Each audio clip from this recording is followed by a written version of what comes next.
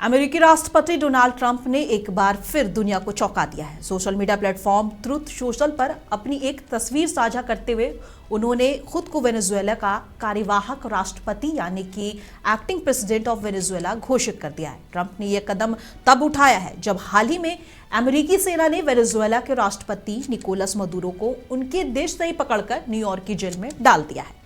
बता दें, पोस्ट में ट्रंप ने कहा है कि हम वेनेजुएला को तब तक चलाएंगे जब तक वहां की सत्ता सुरक्षित और उचित हाथों में न चली जाए। ट्रंप ने कहा है कि वो जोखिम नहीं ले सकते। बता दें, ट्रंप ने वेनेजुएला के विशाल तेल राजस्व को सुरक्षित करने के लिए एक राष्ट्रीय आपातकाल घोषित करते हुए कार्यकारी आदेश पर हस्ताक्षर किए हैं, जिसमें अमेरिकी बैंकों में जमा वेनेजुएला के तेल बिक्री का पैसा अब ट्रंप प्रशासन के नियंत्रण में होगा। इसे लेनदारों या दूसरे देशों को जब्त करने से रोक दिया गया है। इस खबर से जुड़े तमाम अपडेट्स हम आप तक रोज पहुंचा रहे हैं।